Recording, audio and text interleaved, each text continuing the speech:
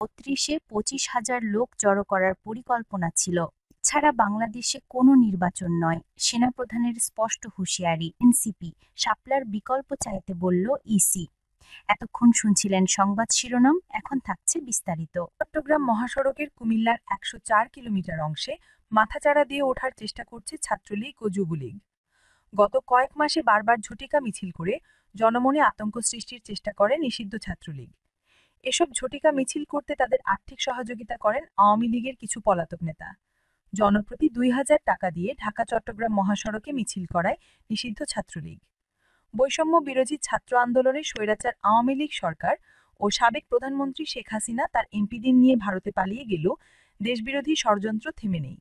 তারা দেশে থাকা নিষিদ্ধ ছাত্রলীগ ও যুবলীগের কিছু নেতাকর্মীকে দিয়ে দেশ অস্থিতিশীল করার ষড়যন্ত্র করছেন। জুলাইয়ে গণ অভ্যুত্থানে ছাত্র জনতার উপর হামলা ও হত্যার ঘটনায় কুমিল্লায় ৪২টি মামলা হলেও আসামি ধরা পড়েছে হাতে গোনা কয়েকজন। মামলা দিয়ে অনেকেই বাণিজ্য করছেন বলে অভিযোগ রয়েছে। আসামিদের গ্রেফতারে পুলিশের সদিচ্ছার অভাব রয়েছে বলে জানিয়েছেন বিএনপি ও জামায়াতের কয়েকজন নেতা। অনুসন্ধানে জানা গেছে, ঢাকা চট্টগ্রাম মহাসড়কে কুমিল্লার দাউদকান্দি থেকে ১৪গ্রাম পর্যন্ত অরাজকতার কেন্দ্রবিন্দু বানাতে মরিয়া নিষিদ্ধ ছাত্রলীগ। নিষিদ্ধ ছাত্রলীগের কুমিল্লা দক্ষিণ জেলা সভাপতি মিনহাদুল হাসান রাফি গ্রেফতার হলেও সাধারণ সম্পাদক ইসরাফিল পিয়াস এখনো অধরা। জনপ্রতি ২,০০০ টাকা দিয়ে মিছিল করাচ্ছে নিষিদ্ধ ছাত্রলীগ। মিছিলে অংশ নেওয়া বেশিরভাগই টোকাই শ্রেণীর। গত ১৪ সেপ্টেম্বর ঢাকা চট্টগ্রাম মহাসড়কে নিষিদ্ধ ছাত্রলীগ নেতা ইসরাফিল পিয়াসের নেতৃত্বে ঝটিকা মিছিল হয়েছিল।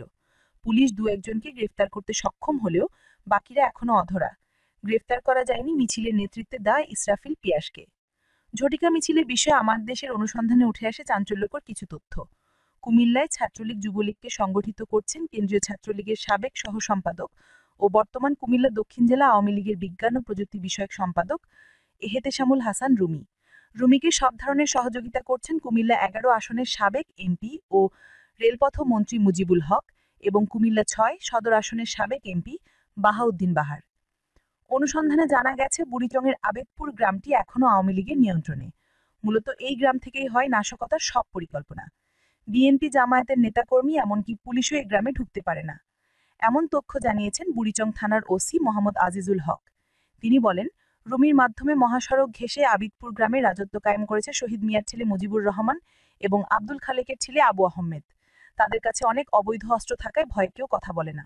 সূত্র জানায়, গত ২৮ সেপ্টেম্বর পলাতক স্বৈরাচার শেখ হাসিনার জন্মদিন পালন করা হয় কুমিল্লায়। আবিদপুর গ্রামের যুবলীগ ক্যাডার মুজিবুর রহমানের বাড়িতেই জন্মদিন পালন করা হয়। অভিযান চালিয়ে পুলিশ ৩ জনকে গ্রেফতার করতে পারলেও এখনও অধরা যুবলীগ ক্যাডার মুজিবুর রহমান। আমার দেশের অনুসন্ধানে জানা গেছে, যুবলীগ নেতাকর্মীদের সঙ্গে ঘনিষ্ঠ হওয়ার চেষ্টা করছেন বিএনপি জামায়াতের নেতাকর্মীরা।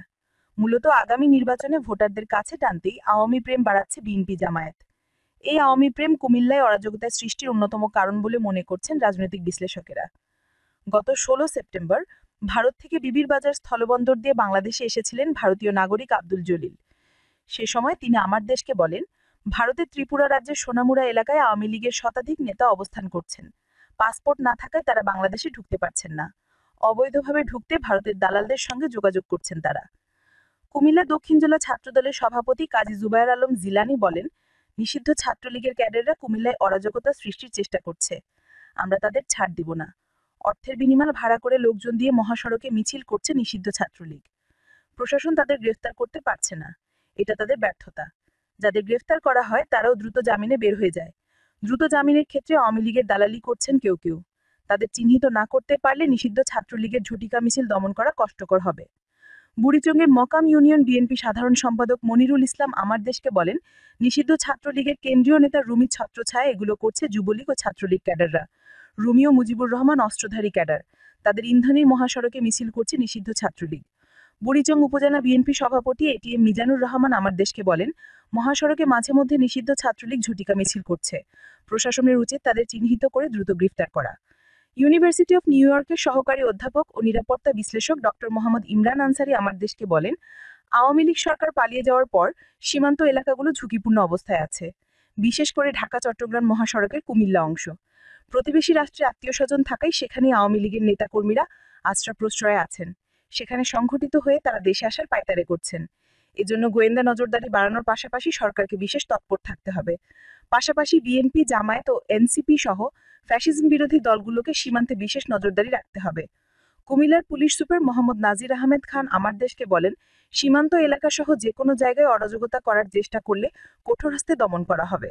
কেউ যদি গুজব ছড়িয়ে উত্তেজনা সৃষ্টি করে তার বিরুদ্ধে ব্যবস্থা নেওয়া হবে। মহাসড়কে মিছিল এবং শেখ হাসিনার জন্মদিন পালন করা কয়েকজন নেতাকর্মীকে ইতোমধ্যে গ্রেফতার করা হয়েছে।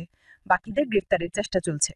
নির্বাচন ছাড়া বাংলাদেশে কোনো নির্বাচন সম্ভব নয় বলে মন্তব্য করেছেন সেনাপ্রধান ওয়াকুরুজ্জামান। 2 দিন আগে ডক্টর ইউনূসের এক বার্তার জবাবে তিনি বলেন, ডক্টর মোহাম্মদ ইউনূস সাহেব বর্তমান অন্তর্বর্তী সরকারের প্রধান। তিনি বলেন, আওয়ামী লীগের নিবন্ধন বাতিল করা হয়নি, তাদের কার্যক্রম শুধুমাত্র নিষিদ্ধ করা হয়েছে। এতে করে একটা দল মনে করে নিয়েছে যে আওয়ামী লীগ নিষিদ্ধ হয়ে গেছে। আলীগ নেই, এই সুযোগে আমরা যা ইচ্ছা দেশে তাই করতে পারব। অন্তর্বর্তীকালীন সরকার আরও বলেন, আমরা তাদের কার্যক্রম দেশে যে কোনো সময় চালু করতে পারি। এতে কোনো দলের খুশি হওয়ার কোনো কিছু নেই। বাংলাদেশ গণপ্রজাতন্ত্র, এখানে সব দলে নির্বাচন করার অধিকার রয়েছে, শুধুমাত্র তারাই নির্বাচন করতে পারবে না যারা দলে থেকে অন্যায়, অবিচার, ঘুষ, দুর্নীতি, দুঃশাসন করেছে। তাদের অবশ্যই বিচারের আওতায় আনব। আওয়ামী লীগের সে সকল এমপি মন্ত্রীরা অবৈধভাবে দেশে আইনের বিনিষ্ট করেছে, তাদের আমরা ক্ষমা করব না। আওয়ামী লীগ বাংলাদেশে সরকার গঠন করতে পারবে কি পারবে না সেটা নির্ধারণ করবে দেশের জনগণ। আমরা দেশের ক্রান্তিকালীন সময়ের জন্য দেশ পরিচালনা করতেছি। আমরা যে কোনো সময় ক্ষমতা থেকে ইস্তফা দিয়ে দিতে পারি। দেশের অসাধু কিছু রাজনৈতিক দল আছে যাদের কাজই হচ্ছে দেশে যে সরকারি ক্ষমতায় থাকুক না কেন সাধারণ জনগণকে বিভ্রান্ত করে দেমে বিশৃঙ্খলা তৈরি করা। এ সময় তার বিবৃতিতে সেনাপ্রধান ওয়াকুরুজ্জামান বলেন, আমরা দেশের ক্রান্তিকালীন সময়ে হাল ধরেছি। ইউনূস সাহেব যে বক্তব্য দিয়েছেন আমি তার সাথে একমত পোষণ করছি। এ সময় তিনি বলেন, বাংলাদেশে নির্বাচন হবে, আর সেই নির্বাচনে যাতে সকল দল অংশ নিতে পারে, আর এই নির্বাচন যাতে অবাধ, সুষ্ঠু হয় সেই দিকে আমরা খেয়াল রাখব। জনগণের মনে যেন কোনোভাবেই ক্ষোভ না জমে বর্তমান অন্তর্বর্তীকালীন সরকারের ওপর। আওয়ামী লীগ কোনো ছোট দল নয় যে তাকে ছাড়াই নির্বাচন হলে দেশের মানুষ সদরে গ্রহণ করবে। আমরা কোনো একতরফা নির্বাচন চাই না। শেখ হাসিনার বিচারের প্রসঙ্গে সেনাপ্রধান বলেন, শেখ হাসিনার নামে যতগুলো মামলা হয়েছে আমরা আবার খতিয়ে দেখব।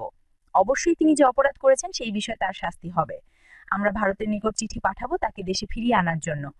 একদিকে বিচার, একদিকে নির্বাচন, এটা কোনোভাবেই সম্ভব নয়। বিচার না হওয়া পর্যন্ত কোনোভাবেই নির্বাচন সম্ভব নয়। আমরা 2024 সালে 5ই আগস্টের পর থেকেই সবকিছু পর্যবেক্ষণ করছি। কারা ক্ষমতা না পেয়েই চাঁদাবাজি, দখলদারি করছে, তারা ক্ষমতা পেলে কি করবে, সবকিছুই আমাদের নজরদারিতে রয়েছে। শেখ হাসিনার বিচারও হবে, যারা মোপ তৈরি করেছে তাদেরও বিচার এই বাংলাদেশেই হবে। আশা করি আগামী দিনে বাংলাদেশ বিনির্মাণে আমরা সেনাবাহিনী বড় একটা ভূমিকা রাখব। ঢাকা কমিশনের প্রাথমিক পর্যালোচনায় রাজনৈতিক দল হিসেবে জাতীয় নাগরিক পার্টি এনসিপি গ্রহণযোগ্য বলে বিবেচিত হয়েছে। তবে দলটির আবেদনপত্রে প্রথম পছন্দ হিসেবে উল্লেখ করা শাপলা প্রতীকটি নির্বাচন পরিচালনা বিধিমালার তালিকায় না থাকায় সেটি বরাদ্দ দেওয়া সম্ভব নয় বলে জানিয়েছে ইসি। এমন